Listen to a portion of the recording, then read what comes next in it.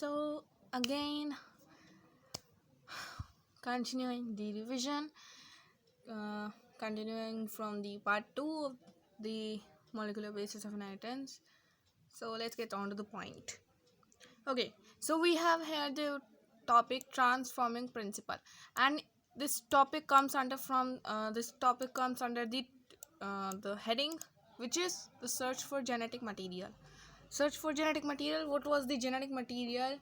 Earlier it was thought to be protein, then it was thought to be DNA, but the experimental proof that actually proved that it is DNA was the Hershey and Chase experiment. So this was the first topic कि उसमें उसने कुछ transforming principle note करा. So what was that? कि क्या उसने note करा? What was that? Frederick Griffith. So इस चैप्टर में dates and scientist it's all important. So Frederick Griffith in 1928 performed experiment with the streptococcus. Now it's a very very important topic. The whole is important. Streptococcus pneumonia या इसको दूसरे बोला जाता है pneumococcus and the माइस एक bacteria लिया और एक माइस लिया. नो बैक्टीरिया के 2 स्ट्रेन थे. कौन से? एक तो एस स्ट्रेन जो कि विरुलेंट था, मतलब ये क्या कहते हैं अटैक करता है, ठीक है, एंड किल करता है.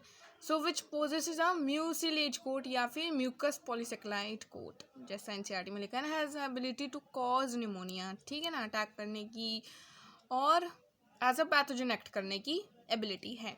आर स्ट्रेन में नॉन विरुलेंट होता है, डू नॉट प्रोसेस दिस, तो इसलिए ये आर स्ट्रेन होता है, रफ स्ट्रेन, ये स्मूथ कोट होता है इसका.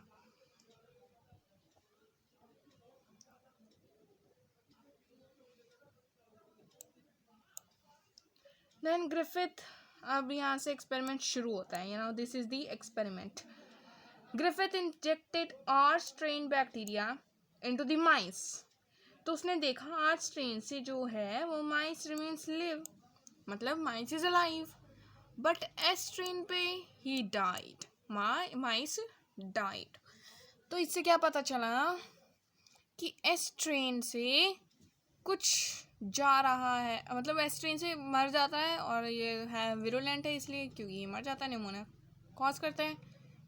When heat killed S strain bacteria. कौन सा bacteria? Heat killed S strain bacteria. जब ये इंजेक्ट करा ना हमने माइस में, जब हीट किल्ड क्या होता है, देखो थोड़ा सा माइस को लेते हैं और उसमें हीट चढ़ा देते हैं, दैट इज हीट किल्ड. तो उससे क्या होता है ना, तो उसका जो अंदर का ऑर्गेनिक मटेरियल होता है ना, वो थोड़ा ख़राब होने लगता है. बट हमने इसमें क्या पाया कि डीएनए जो था ना, क्या चीज़ याद कर लो इसको, अरे यार लिखा नहीं जाता मेरे से, सॉरी. डीएनए था ना, वो नहीं खराब हुआ, it was stable and also it transformed into the माइस. एक ट्रांसफॉर्मिंग प्रिंसिपल था जो कि माइस में गया, और वो देखा गया कि वो हीट किल्ड एस स्ट्रेन से गया था. अब हीट किल्ड एस स्ट्रेन से जाना, इसका मतलब कि कुछ तो है इसमें ट्रांसफॉर्मिंग प्रिंसिपल, और वो कुछ क्या पाया गया, वो डीएनए पाया गया कि, तो हमने उसको बाद में कर दिया कि DNA was the transforming principle. और ये हीट किल था, इसमें तब भी DNA was stable enough to transform or to being transferred. Okay, then we come to the he then injected a mixture of R strain bacteria non-virulent and he heat killed. फिर उसने कहा अच्छा देखो, S strain में वो माइस remain alive, S strain में alive रहा, S strain में अलाइव रहा. अभी तो उसका ट्रांसफॉर्म नहीं हुआ. ट्रांसफॉर्म किस में होगा? ट्रांसफॉर्म आर स्ट्रेन में होगा. हीट किल्ड एस बैक्टीरिया का डीएनए ट्रांसफॉर्म आर स्ट्रेन में होगा. इसलिए जब हमने हीट किल्ड एस बैक्टीरिया और आर बैक्टीरिया दोनों को एक साथ डाला तो mice died. You can see the mice died. तो he recovered that the living S bacteria उसको मिला. लिविंग एस बैक्टीरिया कैसे हो सकता है? हमने तो हीट किल्ड मारा था, मार के उसको डाला था. लिविंग कैसे हो गया ये? Because of transforming principle.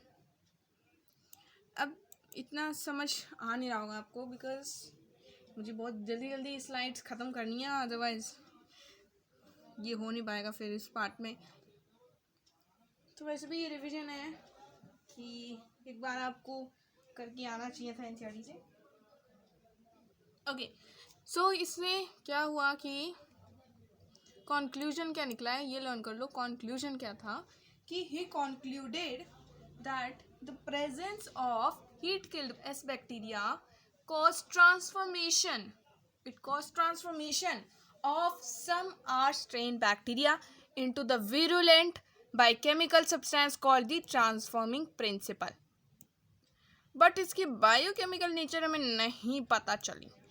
और हमने दूसरे एक्सपेरिमेंट्स पढ़े इसमें बुक में, विच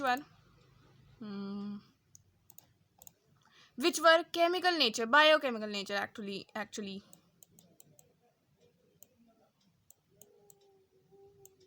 biochemical nature of the transforming principle. तो 3 साइंटिस्ट थे 1944, 1933 to 1944, Avery, MacLeod and McCarty. We determined to this they purified the biochemicals of the heat killed S bacteria. ठीक है, कौन से इसके हीट किल्ड एस बैक्टीरिया के biochemicals ने purify करें। प्रोटीन्स, अगर मैं प्रोटीएसिस डाल दूँ तो ट्रांसफॉर्मेशन हो जाता है, तो protein is not a transforming principal. RNA में आरएनएज डाल रही हूँ जो कि डाइजेस्ट कर देते हैं आरएनए को, तो ट्रांसफॉर्मेशन टेक्स प्लेस।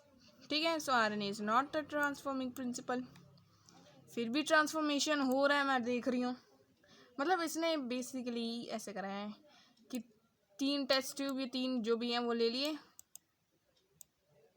वेसल्स, एक में उसने यही हीट किल्ड एस स्ट्रेन डाला और माइस डाल दिया। ठीक है, सॉरी, आर स्ट्रेन डाल दिया और हीट किल ये डाल दिया। फिर एक में प्रोटीन्स के साथ करा तो प्रोटीएसिस डाल दे, तब भी ट्रांसफॉर्मेशन हो रहा है। आरएनएस डाल दिए इसमें, तब भी ट्रांसफॉर्मेशन हो रहा है। इसमें डीएनएस डाल दिए, तब ट्रांसफॉर्मेशन इनहिबिटेड। देखो, तो जब आप चीज़ को डाल रहे हो कुछ और आप उसके ऊपर भी कुछ और डाल रहे हो, बट ऐसा जैसे आपने केमिकल ए डाला और उस पर केमिकल बी और सी काम नहीं कर रहे हो, केमिकल डी काम कर गया और वो नहीं हो रहा प्रोसेस, तो यू वुड थिंक ना कि इससे डी से अफेक्ट हो रहा है, तो इसलिए डीएनए से अफेक्ट हो रहा है इसका। तो डीएनए हमारे को पता चला कि it is the transforming principal. कैसे? क्योंकि जिस चीज़ से अफेक्ट होता है मतलब वही तो प्रेजेंट होता है, उससे जो रिएक्ट करता है वही चीज़ तो प्रेजेंट होती है। तो डीएनए से कौन रिएक्ट करता है? डीएनए। ठीक है,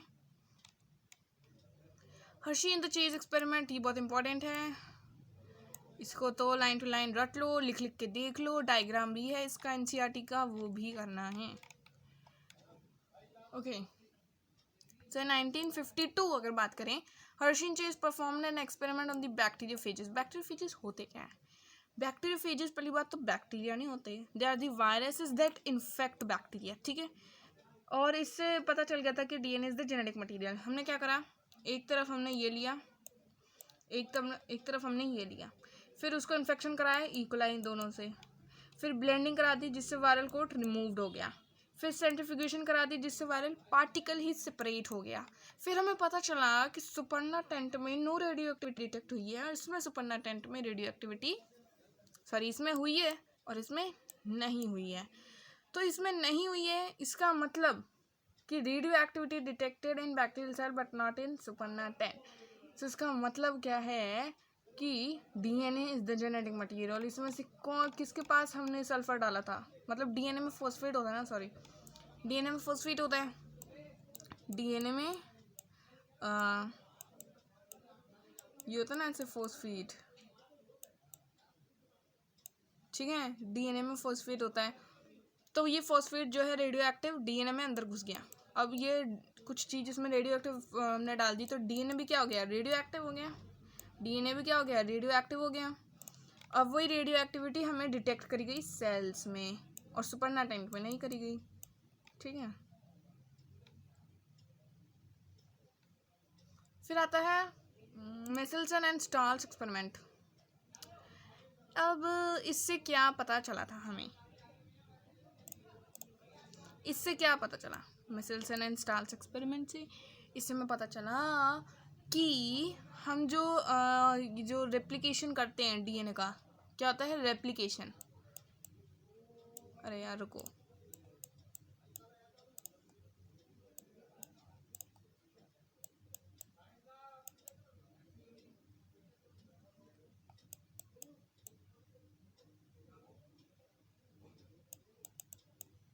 मतलब ये जो रेप्लिकेशन प्रोसेस होता है ना, इसमें क्या होता है, ये सेमी कंजर्वेटिव नेचर का होता है। कैसा होता है ये सेमी कंजर्वेटिव नेचर का, मतलब जैसे दो स्ट्रैंड्स बन के आ रहे हैं जनरेशन डॉटर सेल्स में,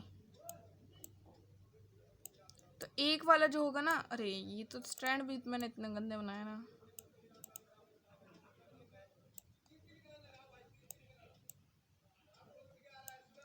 तो एक होगा पेरेंट का, एक होगा डॉटर सेल स्ट्रैंड, ठीक है। तो एक न्यूली स्ट्रैंड होता है और एक पेरेंटल स्ट्रैंड।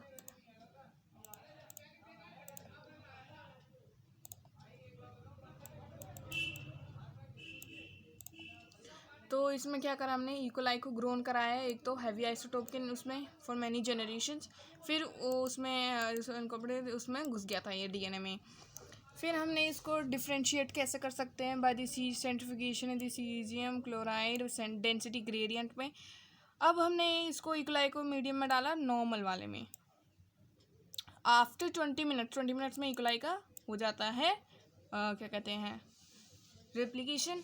सो हमें पता चला कि एक तो डॉटर सेल्स वर हाइब्रिड, तो हाइब्रिड आती है फर्स्ट जनरेशन में दोनों 15 की और 14 की। आफ्टर 40 मिनट्स वो find that 50% DNA molecules were hybrid and 50% were normal, ठीक है। ये डीएनए रेप्लिकेशन का प्रोसेस है पूरा।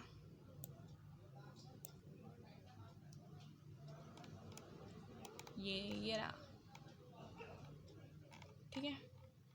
तो आज हम कहाँ तक करेंगे,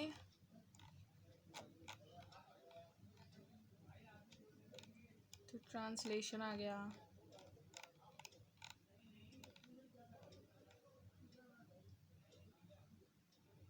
चलो जल्दी से करते हैं, इतना छोड़ो, जितना हो रहा है जल्दी से करते हैं। And please take screenshots if you want because these slides are very very good.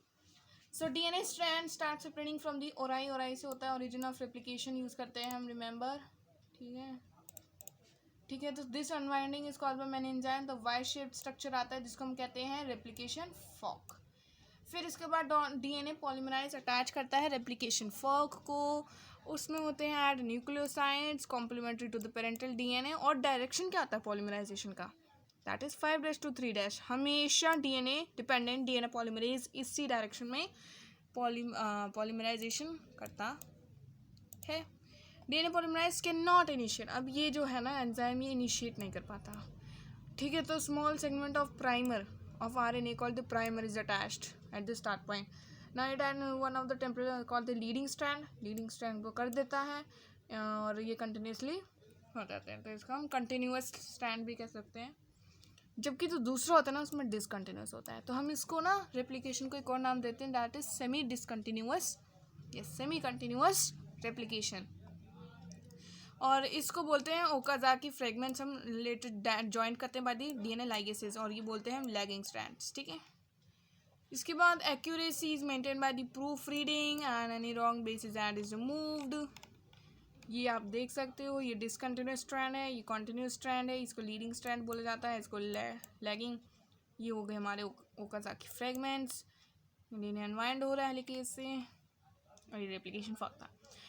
अब आता है ट्रांसक्रिप्शन। ट्रांसक्रिप्शन क्या होता है, डीएनए टू आरएनए ट्रांसक्रिप्शन होता है। अब प्रोकैरियोट्स में पढ़ते हैं 3 स्टेप्स होते हैं, इनिशिएशन, एलोंगेशन एंड टर्मिनेशन। तो क्या होता है बेसिकली,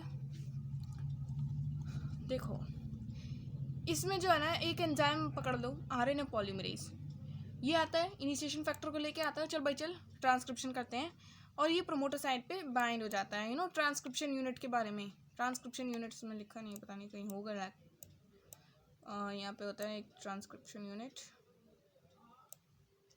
और यहाँ पे होता है एक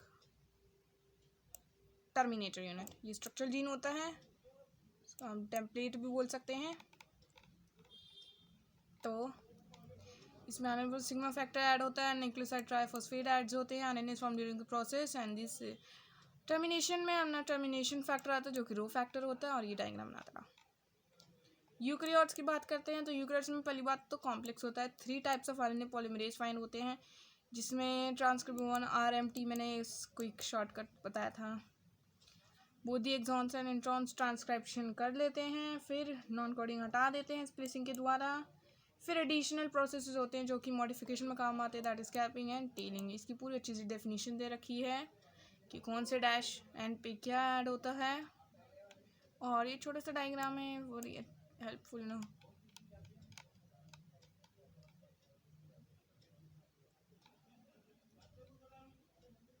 you know what this is, ये सब वो है न्यूक्लियोसोम वाला रिलेटेड, कि न्यूक्लियोसोम फिर क्रोमैटिन फाइबर, ये न्यूक्लियोसोम्स हो गए, ये डीएनए था, ये न्यूक्लियोसोम्स हो गए, फिर ये क्या हो गया क्रोमैटिन फाइबर, ये हो गया क्रोमैटिन, सॉरी ये क्रोमैटिन हो गया, ये क्रोमैटिन फाइबर्स, और ये क्रोमैटिड, और ये क्रोमोसोम्स, बेसिकली सोलेनाइड बोलते हैं इसको। जेनेटिक कोड इतना वो नहीं है कि कहते हैं इम्पोर्टेंट, कभी आता नहीं था, वैसे आता नहीं है, बट यू नो जितना एनसीईआरटी में उतना आ जाता है, एक्स्ट्रा नहीं आता है कहीं भी। तो कोडोन हमने बोला कि जॉर्ज गैमो साइंटिस्ट था, उसने बोला कि 3-3 का ले लो, क्योंकि 20 हम पे हैं अमीनो एसिड्स, और 3 कोडोन सॉरी क्या बोला मैंने, 20 अमीनो एसिड्स हैं, ठीक है।